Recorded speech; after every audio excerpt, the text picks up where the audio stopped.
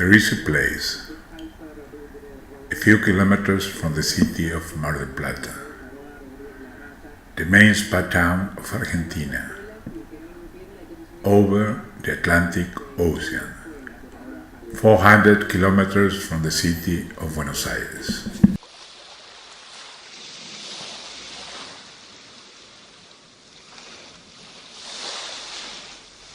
Tres arquitectos se reunieron para construir el Parador Ariston. Marcel Lajos Breuer nació en Hungría en 1902.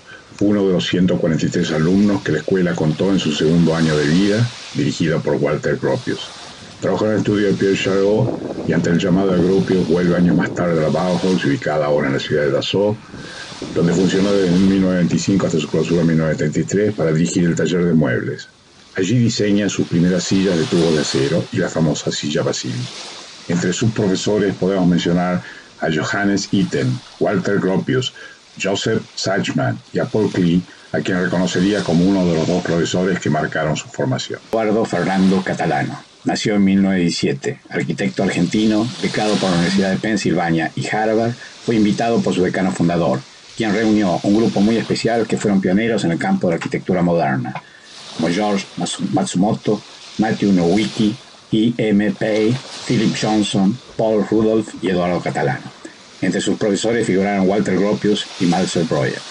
Roscoe nació en 1914, decano de la Facultad de Arquitectura de la Universidad de Buenos Aires. Desde 1958 y 1962 encargó el proyecto y ejecución de la ciudad universitaria.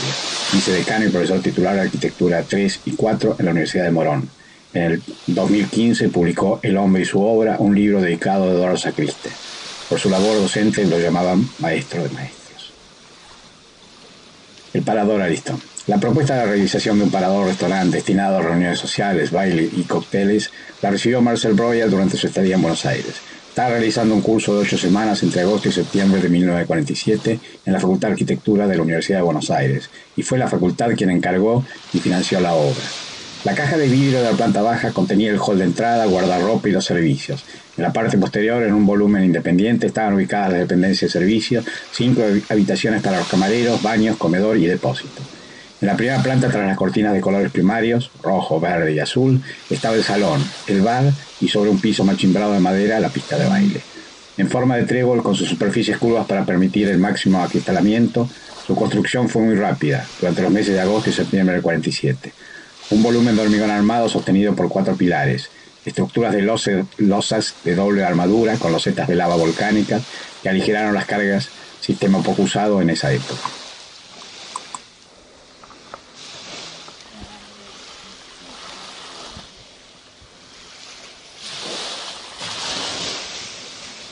¿Cuál es su huella? ¿Cuán visible es su huella? Hay obras que se transforman en íconos de la arquitectura, ya que tienen per se la fuerza necesaria para influir en el entorno físico y cultural, sea cercano o lejano. De pronto hay lugares donde las personas y sus acciones, los objetos que realizan y construyen, transforman el lugar en un sitio especial. Así como las acciones inmateriales se recuperan con las historias que se cuentan y escuchamos, cuando son edificios, las historias se construyen de una manera más compleja.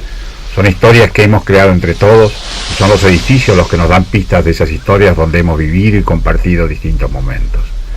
Hay un edificio, el Parador Ariston, del que podemos estar orgullosos, ya que es parte de nuestra historia colectiva.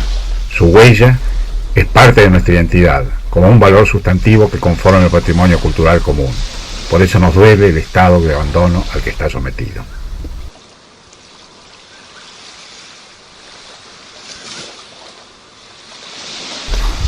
Le pedimos su opinión, sus comentarios, sus sugerencias, su ayuda. No queremos que el Parador Ariston siga siendo una ruina. No queremos que termine desapareciendo.